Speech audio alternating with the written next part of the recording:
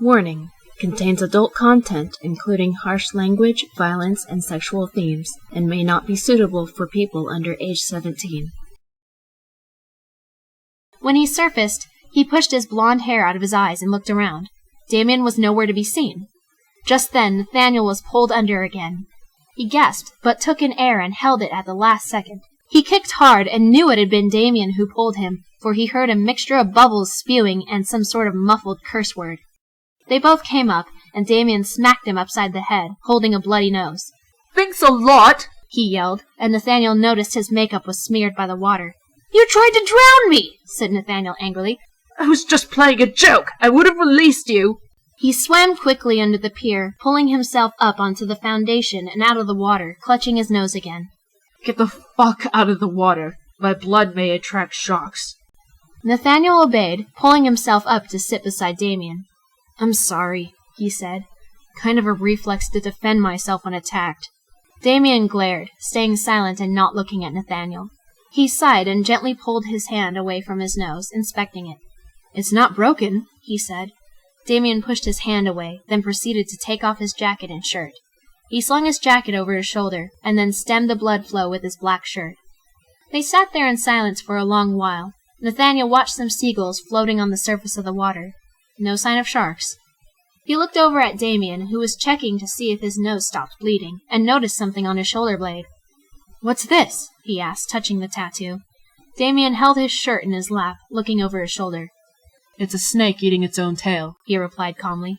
"It's called Ouroboros Ophis. It's the symbol of eternity, the circle of life, I suppose." "Like what came first, the chicken or the egg?" said Nathaniel. "Precisely," said Damien. "A circle has no beginning and no end. Life is endless. No matter what, we always wind up where we started." His black hair, which was nearly dry by now, blew softly in the light breeze. He had gone silent, staring out at the ocean. Nathaniel watched him for a moment, and then Damien whispered, "When this world ends and a new one begins, I wonder if they'll do it right." Nathaniel looked at his knees, not knowing what to say. He knew what Damien meant, of course. Will the next world not make the same mistakes this one did? His father had observed the humans for millenniums and has expressed his disappointment multiple times. "I thought it was a good idea at the time, making Earth," he had told Nathaniel when he was a little younger. "Earth was my special project, especially humans. Humans were to be the only animal to feel emotions so severely, to have the ability to cry because of sadness, to be able to make choices instead of following instinct. But they took advantage of that, and thus thrown themselves into their own hell. This is the only thing Lucifer and I agree on. Unfortunately, he'd rather destroy them instead of letting them play it out. He doesn't understand that the humans will be the ones to destroy their world." Nathaniel looked out at the vast ocean, appearing so innocent and holding so many beautiful creatures within. He felt saddened when he thought about the damage that's already been done to it, and even more so when he thought of what it may be like in the future. He suddenly felt Damien's hand traveling up his back under his shirt. He flinched and looked at him. "What are you doing?" he asked forcefully. Damien frowned, feeling his shoulder blades. "Well, I was searching for a good place on your back to force you to get a tattoo," Damien replied slowly. "But—" He suddenly pulled Nathaniel's shirt off and stared at his back. He had 2 vertical scars that were about 12 inches long and perfectly parallel. "Where did these come from?" Said Nathaniel. He had created a false life in case any weird questions were asked, but he had overlooked this one. "Is that where your wings sprout from?" Damien asked with a laugh. "Ha ha, very funny," said Nathaniel, trying not to sound nervous. "Those are from when I was little, when—" He had to think fast. The truth was, that was where his wings came out from. "That's from when I accidentally fell down a mine shaft as a kid and landed on a particularly sharp metal object that I couldn't identify." He said this last part very quickly. He decided to play the drama, looking down sadly. "I don't like to talk about it." "Okay, don't get all emotional on me, goody-goody," said Damien. "Anyway, how about that tattoo?" "I'm not getting a tattoo!" Nathaniel exclaimed. "Why, too risky for you?" Damien sneered. "That's going too far." "Come on, you can get a very small one, right?" He trailed his hand up Nathaniel's back, making him shiver. Damien placed his index finger on his spine. "Here." I'd rather kiss you than get a tattoo, he hissed. Damien stared at him for a moment. Just a little one? You could get across. I said no. Damien sighed, then put his shirt and jacket in his mouth and stood up on the bar they had been sitting on. Raisha, he said, words muffled by the fabric. He dove into the water again, and Nathaniel followed. After Damien beat him to the shore, they began walking away from the beach, their hair drying and becoming crunchy from the salt water, and sand sticking to their shoes. The sun was beginning to set, and it was starting to get cold. Nathaniel looked up at Damien, seeing the pink and purple sky reflected in his eyes. He seemed to be at peace while looking at the horizon. They didn't talk until Nathaniel realized he was near his own house. He stopped walking, and Damien turned to look at him curiously. This is my street, Nathaniel said softly. Oh, said Damien. He almost sounded disappointed. Want to come in? Damien faked a smile. I don't want to step foot inside your clean Christian home. I might burn. Nathaniel nodded. Well, I had fun today, he said. Even though we don't get along, and you hate me, I really enjoyed hanging out with you. Maybe I'll take more risks. He laughed. Maybe I'll switch flavors of toothpaste. Damien smiled genuinely this time, laughing. God forbid, he said. That's way worse than getting a tattoo. They left, and Nathaniel turned away, heading down his street. Damien watched him, resisting the urge to call him back to say proper goodbyes. He decided to just head to his own home. Happy, Dad, he thought savagely. We're friends. Nathaniel went up to his room as soon as he entered his house. He looked at the vanity mirror set up on his desk and saw that he was mildly sunburnt. He closed his eyes and ran his hands along the affected areas, and the sunburns healed into normal skin. He sighed and tossed his wet shirt into a hamper, and then got undressed, throwing his pants to join it. Nathaniel took a brief shower to get the salt water and sand off, and then slipped into sweatpants and lay on his bed. He stared at the ceiling for a moment, and then held up his hand, causing his cordless home phone to come to him. He had left his book bag in his locker at school, which had his cell phone in it. He then dialed, and his father's secretary answered. Direct me to my father, please, he said in an exhausted tone. God picked up. What's your news, Nathaniel? He said. I think you were right about Damien, Nathaniel replied. We actually hung out today, and though he's mean and reckless, he seems like a normal kid to me. Well, that's a relief, God said with a content sigh. You actually had me worried when you said he was a demon. I was worried too, Nathaniel admitted. But we've sort of been getting along a little better. We had gotten into a physical fight yesterday, and then today he apologized. I'm glad, said his father. Any suspicious activity in your area? Not yet, but I'm still keeping my eyes open. Very good, he said. Just let me know if anything out of the ordinary happens. I will, said Nathaniel. Goodbye. He hung up and continued to look up at the ceiling. The way Damien had said, "Oh," was bothering him a bit. It had sounded like he didn't want to stop hanging out with him. But if he hates me so much, why would he be that disappointed? He thought to himself. After a few moments, Nathaniel stood up and went down to the kitchen to make himself dinner. The next day was a little awkward. Nathaniel was taking notes, but was a bit concerned that Damien was absent. It wasn't until 20 minutes into the class that he finally showed up. Mrs. O'Reilly was very angry and assigned him extra homework at the end of class. I don't give a fuck!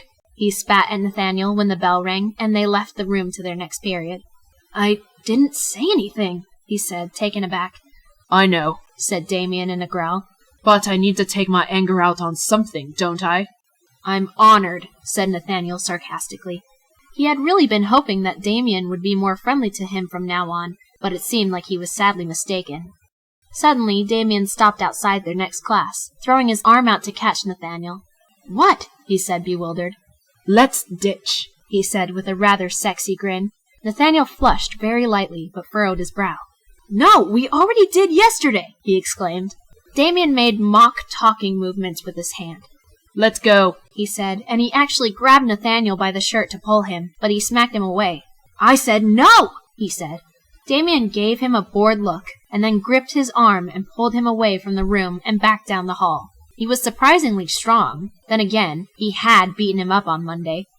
After struggling and trying his hardest to pull away, he eventually gave up and let Damien lead him. They left the school again, just as they had done yesterday. Noticing they were going in a different direction of the pier, Nathaniel was curious as to where they were going. "Where are you taking me?" he finally asked. I dunno, said Damien excitedly.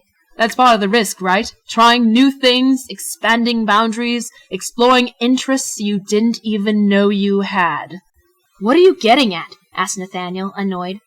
I'm saying, Damien replied impatiently. let's go get lost. "What?" Damien laughed and pulled him to walk faster. It took about 3 hours of walking, and Nathaniel was starting to get hot because of his long-sleeved shirt. Damien was wearing a tight, short-sleeved black shirt. They barely exchanged words, but finally Nathaniel couldn't take it anymore. "I'm hot!" he shouted, actually startling Damien to stop in his tracks. He looked down at Nathaniel, who was panting. Aw, poor little Nathaniel, he cooed. He's just not used to long walks, little spoiled goody-goody. "Shut up!" Nathaniel panted. Just take your bloody shirt off, said Damien, who continued to walk, leaving Nathaniel behind. Glaring at the back of Damien's head, he unbuttoned his shirt, took it off, and tucked it under his arm. He then trotted to catch up with Damien. "How can you not be tired?" he gasped, running his fingers through his wavy blonde hair. Well, said Damien, giving Nathaniel another one of his feisty looks. I'm a very physical person. Nathaniel went quiet, looking away. He wondered if Damien worded his phrases like that on purpose. Just then Nathaniel looked up, seeing enormous trees blocking out the sun. He hadn't been paying attention to where they were going. Getting closer, they seemed to be growing massively. "What are those trees?" he asked softly, awed. Well, I suppose they're redwood trees, Damien replied. according to that sign. Nathaniel looked to where he was pointing, and saw a sign that said, Muir Woods, Ancient Redwood Forest. There was an entrance fee of $3. "Must be a pretty valuable forest," said Nathaniel. "It's beautiful." Yeah, said Damien bluntly. we're gonna go get lost in it. "We're going to pay $3 apiece just to get lost?" asked Nathaniel incredulously. Of course not, He laughed. we're gonna sneak in. Nathaniel almost felt his heart stop. "Sneak in? That's going a little far." "I don't think—" It doesn't matter what you think. Damien interrupted. You do what I say, or I'll make things miserable for you. "You always make me miserable," Nathaniel scowled, as they sneaked around the perimeter of the woods. You didn't seem too unhappy yesterday. He snapped. Do I need to make it more exciting for you? "And how would you do that?" Nathaniel asked. Maybe it'll be a surprise. "I don't like surprises." You do now. Nathaniel was now regretting trying to form a friendship with this guy. What would his father think if he knew he was sneaking into a forest full of valuable endangered trees? He prayed to the high heavens that Damien didn't try to harm the trees in any way. Finally, they found a blind spot to climb over the barrier.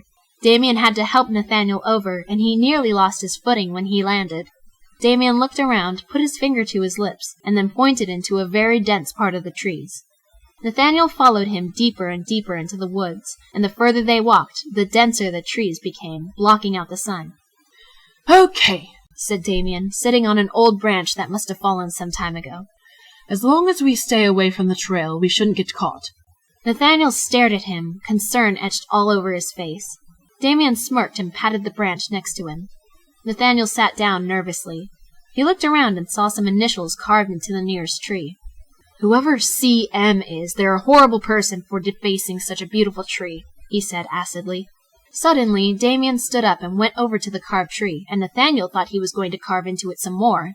To his bewilderment, however, Damien reached into his backpack and took out a half-empty water bottle. He knelt down, emptying the contents at the base of the tree. I know it's not much, he said softly, but it's all I can give you. I hope that, in the future, you won't have to endure such pain again.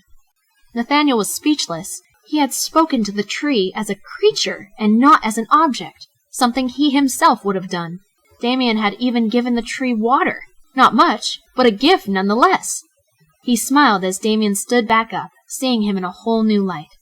He turned around and saw Nathaniel smiling. What? He barked.